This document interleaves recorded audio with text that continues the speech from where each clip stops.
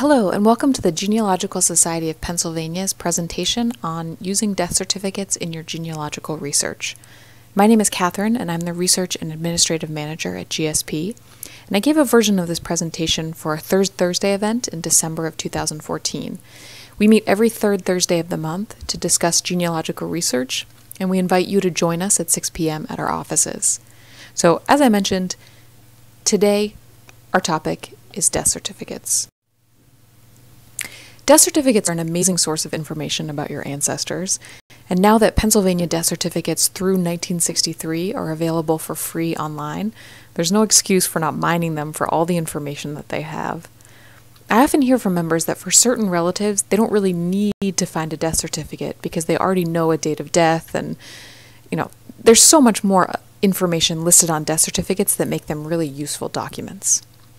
First, a death certificate will usually list both the cause of death and any other medical issues of the person at the time of death.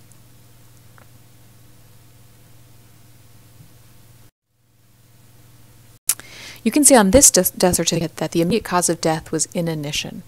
Now, when I saw this was not a term that I was very familiar with. In fact, I actually had trouble reading all of those little letters. I wasn't sure exactly how it was spelled. But by doing a little bit of Googling, I think I wrote in inanition, and Google popped back at me, "Do you mean inanition?" I was able to click on that and find a definition. And I found out that inanition is the exhaustion caused by lack of nourishment. Next, death certificates often list where the person is buried and which funeral home was used. So if you aren't sure where your ancestor was buried, this can be really helpful. Often people have found that burial site by using something like Find a Grave, but if your ancestor has a common name, you'll probably get a lot of hits and will have trouble combing through them and finding the right one.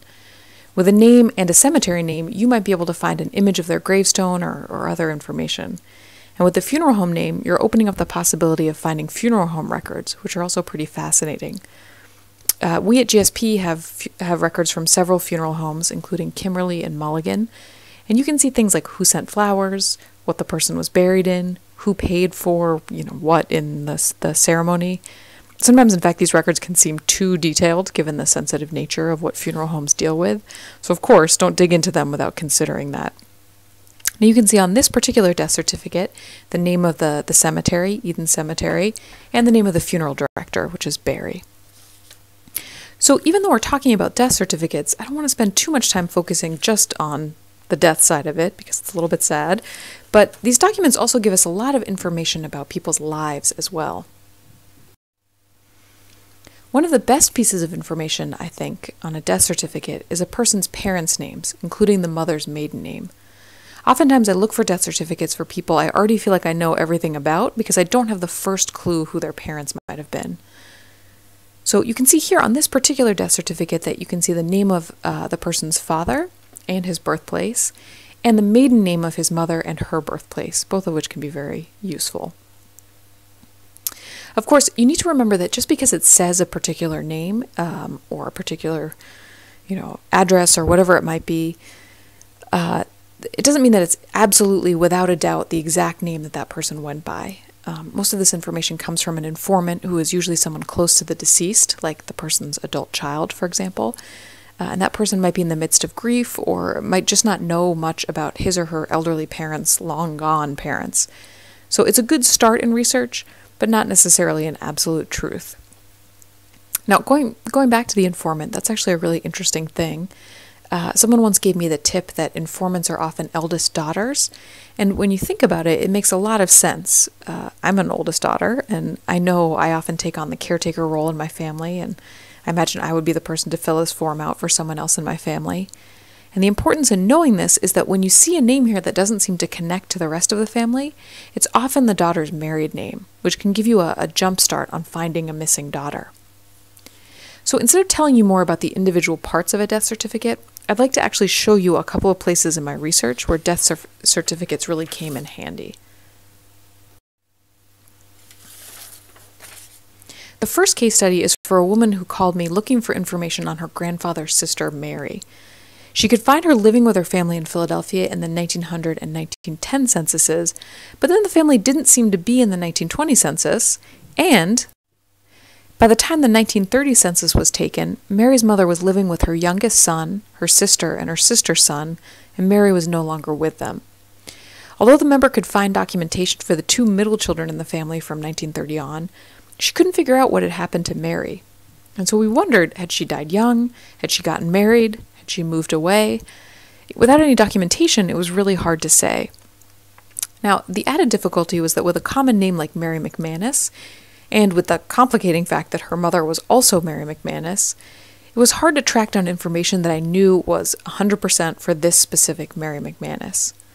So here's what I knew about her. I knew her parents' names. I knew she was born around 1890. And I knew that unlike her siblings, who are all born in Philadelphia, she was born in Indiana. So that kind of stands out. And I knew that both her parents had been born in Ireland. So the key to me cracking this case was, as you can imagine, a death certificate. This death certificate that you're looking for is for Mary McManus, but it's actually for the Mary that I'm looking for. It's her mother. And so I took a look at this mother's death certificate, and I saw that the informant listed on the death certificate was a Mrs. William O'Meara. And I wondered if O'Meara was Mary's married name. When I searched the 1930 census, however, I wasn't able to find an O'Meara family that matched what I was looking for, so it was a little bit frustrating. But I went back to this death certificate and I took a look at the addresses listed on the certificate. And as you can see, Mary's mother's address is 5101 Jackson Street, and Mrs. William O'Meara's address is 5127 Jackson Street, so just down the road. So I had an idea. I went back to that census, and I looked up Mary's mother in the census at 5101 Jackson Street, and then I just manually flipped ahead a couple of pages to 5127 in the 1930 census. And here you can see that address of 5127 Jackson Street. And the family that was living there was named Almara, A-L-M-A-R-A, at least according to the census taker. Now, I could imagine that Almara was a mishearing of O'Meara, but I didn't want to get too eager. And so I had to check the information on the census against what I knew. And sure enough, Mary Almara was the wife of William Almara, who was born in 1889 in Indiana, yay, of Irish parents. So I was feeling really good about this, and I went back to the Philadelphia marriage records, and I found a listing for a marriage between a Mary McManus and a William J. O'Meara in 1917. And I then found them in the 1920 census, living in Frankfort with their son and William's mother and sister. So knowing that the informant's name might reveal a daughter's married name was incredibly helpful. And using those addresses was key in figuring out what had happened to Mary, given that the census takers were not always totally accurate about how people's names were written. The second example I want to talk about is a little bit more complicated, but pretty interesting, I think. A few months ago, a woman contacted me about finding out more about her grandfather and about his father, who she'd always heard had immigrated to the United States from Italy in the early 20th century. She had a last name for her great-grandfather, which was Marcosi, but not a first name that she was sure of. Now, Marcosi isn't too common a name, so I was able to find a real possibility with a man named Saverio Marcosi. His age seemed right, he came to the United States at the right time, he lived in the right place, but I wasn't able to link Saverio with this woman's grandfather, Sam. I also could only find isolated records for Saverio and was having trouble creating a timeline for him without big gaps. And so I was really curious where these records were that must exist that sort of documented his life. Luckily, I found a copy of his death certificate, of course, and that changed my search entirely. So Saverio Marcosi's 1958 death certificate gave me a lot of information that I needed. For example, his parents' names, his daughter's married name, just in the last example. But the key to my search was the fact that here, right on the death certificate, his name is written in several different ways. You can see that his first name is listed as Samuel, Saverio, Samario, just a little bit confusing. And you'll also notice that on this next document, which is an application for a military headstone that was also filled out by his daughter, Anna, his last name is written in several different ways. You can see Marcosio, Marcosi, Marcosio spelled a different way. And so I was coming up with a lot of possibilities. This document is actually a correction to the death certificate that Anna, his daughter, filled out, and you can see a lot of these different spellings. Saverio, Samuel, Samario, Margosio, Marcosi, Marcosi. And so even though Anna was correcting these misspellings, those misspellings gave me a lot of ideas. It seems that everybody was confused about the correct spelling of his name, and I wondered if that confusion had affected the way his name was spelled on other official documents throughout his life. When I started searching for different combinations of these new possible names, I started finding a lot more. There was a 1917 World War I draft card for Saverio Marcosio, naturalization papers for Saverio Marcosio from 1920, and a 1924 passport application for Saverio Margosio. Most of these documents were signed with a simple X, pointing to the possibility that Saverio was illiterate and therefore not able to carefully monitor all these different possible written versions of his name. Now, the most exciting thing that I found, I'll show you in the next slide. Here we go. So the most exciting thing that I found was this sort of scandalous 1919 article from the Trenton Evening Times. It's a little bit tough to read, but it's the story of a Samario Margosio who, after being discharged from the army, turned himself into the police for the, quote, atrocious assault and battery of a man he'd shot in a saloon. And because he was a veteran who had served well and been gassed in France, he was only fined $1 and asked to take care of the medical bills of the man he'd hurt.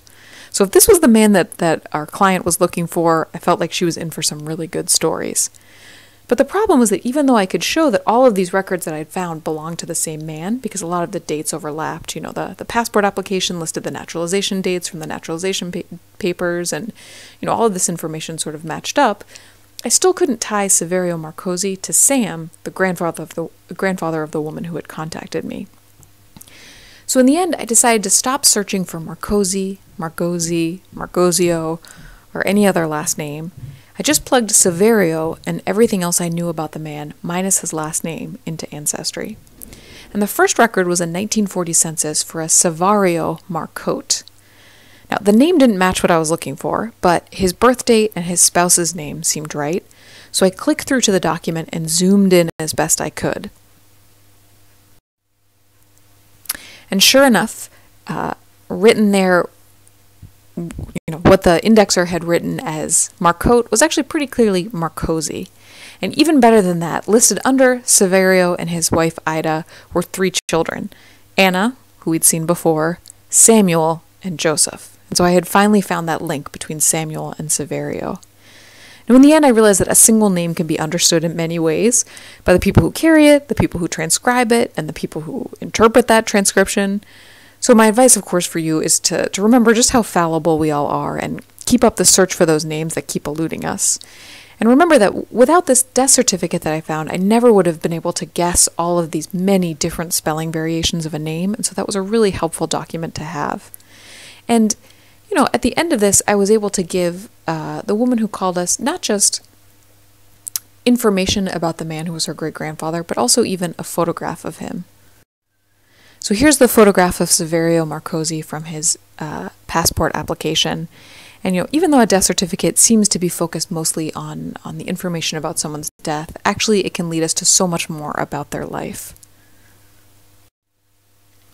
I hope you've enjoyed the presentation on death certificates, and I welcome your questions and comments. You can see my contact information at the bottom of the screen.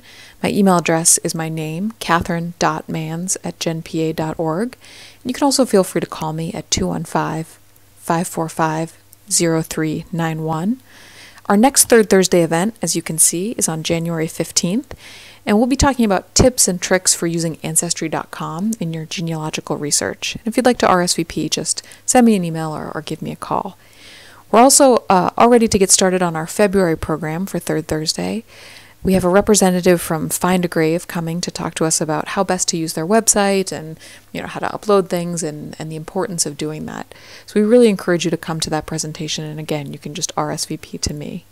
Thank you very much for listening to this presentation on death certificates, and we hope to hear from you soon. Thanks.